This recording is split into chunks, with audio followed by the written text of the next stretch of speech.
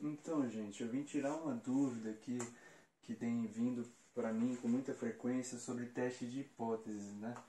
Então eu vou querer gravar esse vídeo rapidinho, não quero tomar muito tempo de vocês, para dar umas esclarecidas em algumas coisas teóricas de teste de hipótese. Antes disso, eu queria lembrar um pouco sobre estimadores, né? Sobre o BetaJ Chapéu, que é o nosso estimador de MQO. Vamos supor que essa reta aqui seja a reta de planos reais, a reta dos reais, né? Aqui, num ponto da reta, esse ponto a gente tem um parâmetro. Esse parâmetro é um parâmetro populacional, pode ser o impacto da educação no salário, é X, é beta-J. E aí eu quero estimar essa reta aqui, que a gente assume que os betas têm distribuição normal, essa reta normal aqui é o meu estimador. O que significa? Que ela tem uma média zero, por exemplo, média zero não, beta-J, ou seja, esperança de beta-J chapéu é beta-J, esperança de beta-J chapéu, vocês já cansaram de provar isso. E a variância de beta chapéu é sigma 2, ou seja, esse é o estimador. Essa é a variância, e na média ele acerta o parâmetro correto, né? Outra forma de pensar nisso é esse plano aqui XY, né? Então você tem um plano e aqui no XY você tem um valor, um ponto aqui seria o nosso parâmetro populacional e eu sou o estimador tentando acertar aqui no meu alvo, que é o parâmetro. Só que eu não sou tão bom assim, né? Às vezes eu acerto, mas nem sempre. Às vezes eu acerto aqui, às vezes eu acerto aqui mais longe, às vezes eu acerto mais perto, às vezes eu acerto em cheio e eu estou tentando acertar aqui. O que seria esse círculo? Seria a minha variância. Eu acerto sempre nesse círculo aqui. Daqui fora eu não acerto não sou tão ruim assim. E aí quanto menor essa variância aqui, ou seja, mais vezes você acerta.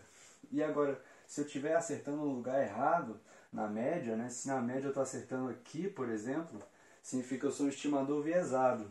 Então aqui, esse valor aqui diferente do parâmetro, significa que eu sou viesado. E eu estou acertando por aqui, por exemplo, numa média. Isso significa que eu sou viesado. Então, lembrando disso, do estimador, a coisa teórica que a gente viu sobre teste de hipótese, né?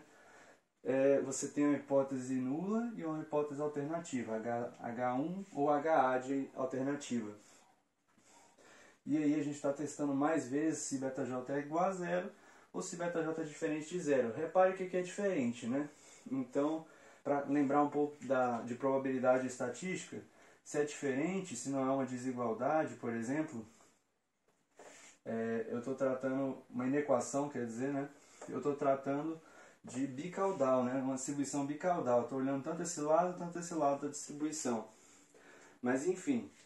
E aí a gente descobriu, teoricamente, vocês viram que beta-J chapéu sobre o erro padrão dele, dividindo ele pelo erro padrão, isso tem uma distribuição t-student, que tem uma média e tem uma variância. E a partir daí você pode fazer testes de hipóteses. Então o que a gente está fazendo, né? Você quer testar H0 que beta-J é igual a zero e que ele seja diferente de zero, a hipótese alternativa. Então, eu quero testar se na média aqui ele tem zero, né? Então você tem uma função de distribuição t-student em que a média aqui, para onde convergem os valores, é zero. Mas você testa uma hipótese nula com um nível de significância. Aqui está o nível de significância. E o alfa que a gente costuma testar, o que a gente faz mais, vocês vão fazendo os exercícios estatísticos, é 5% de significância. Então eu quero acertar 95% das vezes, né? Obviamente, eu quero um critério de 5% de significância. Ou seja, como a gente sabe que uma função de probabilidade associa valores a probabilidades, aqui nesse ponto, nesse alfa sobre 2 aqui, nesse ponto aqui, aqui seria o nível de significância. Como a gente está tratando de 5%, só que é bicaudal, né? Cada lado tem alfa sobre 2, ou seja, 0,025, ou seja, 2,5%. Né? Se tem 2,5% aqui, mais 2,5% aqui, tem 5% no total. Agora, vamos supor que eu encontrei um valor T. E eu encontro esse valor, é um número. Vocês têm a tabela T para conferir no nível de significância de 5%.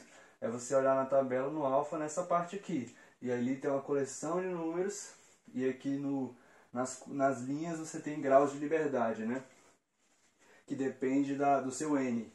Então vamos supor que para o nosso exemplo é um N muito grande. Você não precisa se preocupar. Você tem o máximo de graus de liberdade. E a 5% de significância, eu quero fazer esse teste de hipótese aqui. Se eu achar um T, o meu T deu, por exemplo, vamos supor que deu 2. Vamos supor que meu T deu 2. O que eu faço a partir daí? Esse T está muito associado com o p-valor. Então, olha só, eu achei, por exemplo, 2. Você precisa ver 5% de significância.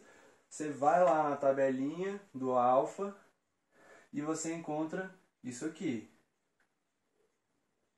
Isso aqui é a região crítica. É o ponto de 5% de significância com um grau de liberdade no máximo. Esse aqui é 1,96. Eu tirei da tabela, está mais à direita e mais embaixo. Você vai usar esse número muito, então eu prefiro decorar. Está aqui 1,96. Você está vendo que o meu T deu maior do que o T da região crítica, né? Então ele não pertence à região crítica. Então nesse caso eu vou rejeitar a hipótese nula, pensando por outra maneira. Aqui é a função de distribuição. Quem manda na função de distribuição é a hipótese alternativa, a hipótese H1. Então eu quero saber se o ΔJ está por aqui, ó, digamos assim. Eu quero saber se o ΔJ está aqui, ó. Porque aqui tem esse nível de certeza de que ele é zero. Eu quero saber se ele está aqui, ó. Ele está aqui no 5%, entendeu? Se eu achar um 2, 2 é maior que 1,96.